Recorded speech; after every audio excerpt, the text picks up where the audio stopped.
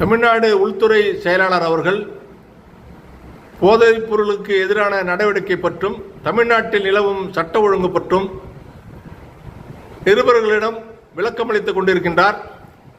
போதைப் பொருளால் குற்றங்கள் அதிகரிப்பா என்பதை பற்றி கடந்த 5 ஆண்டுகளில் போதைப்பொருள் விற்பனை புழக்கத்திற்கு எதிராக கடும் நடவடிக்கை எடுக்கப்பட்டு வருவதாகவும் 2025 போதைப் பொருளுக்கு எதிராக 11,000 வழக்குகள் பதியப்பட்டுள்ளதாகவும் போதைப் பொருளுக்கு எதிரான நடவடிக்கையில் இந்தியாவிலேயே தமிழ்நாடு முதல் நிலையில் உள்ளது என்றும் அந்த உள்துறை செயலாளர் தீரஜ்குமார் அவர்கள் விளக்கமளித்துக் கொண்டு இருக்கிறார்கள்.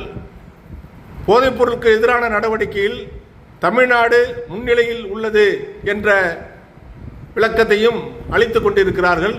கடந்த 5 ஆண்டுகளில் போதைப் பொருளுக்கு எதிரான நடவடிக்கைகளை தமிழ்நாடு கடுமையாக செயல்படுத்தி வருவதாகவும் போதைப் பொருளுக்கு எதிரான நடவடிக்கையில் தமிழ்நாடு தான் இந்தியாவிலேயே தமிழ்நாடு தான் முன்னிலையில் உள்ளது என்றும் நம்முடைய உள்துறை செயலாளர் அவர்கள் விளக்கம் அளித்துக் கொண்டு இருக்கிறார்கள்.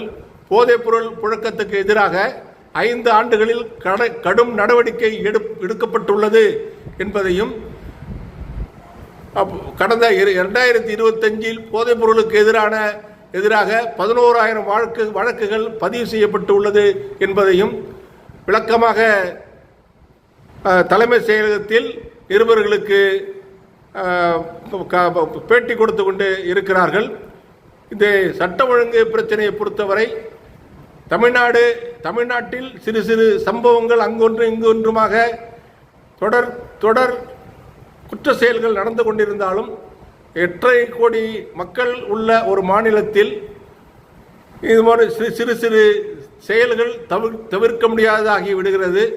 இதை கட்டுப்படுத்துவது அரசின் கடமையாக இருந்தாலும் அதற்கு போதுமான காவல்துறை ஒத்துழைப்பு காவல்துறை ஒத்துழைப்பு கொடுக்க வேண்டும். அறிவியல் வளர்ந்துள்ள சூழ்நிலையில் புதிய குற்ற செயல்களும் அதிகரித்து கொண்டிருக்கின்றன. இது காலத்தின் பரிணாம வளர்ச்சி. இதை கட்டுப்படுத்த மேலை நாடுகளில் கடைபிடிக்கப்படும் நவீன தொழில்நுட்பத்தை பயன்படுத்தி குற்ற செயல்களை தடுக்க நடவடிக்கை எடுக்க வேண்டும். மேலும் காவல்துறைக்கு அதிக நிதி ஒதுக்கீடு செய்து அந்த காவல்துறை குற்ற செயல்களை நடவடிக்கை எடுக்காத பட்சத்தில் அவர்கள் மீது கடுமையான நடவடிக்கை எடுக்க வேண்டும்.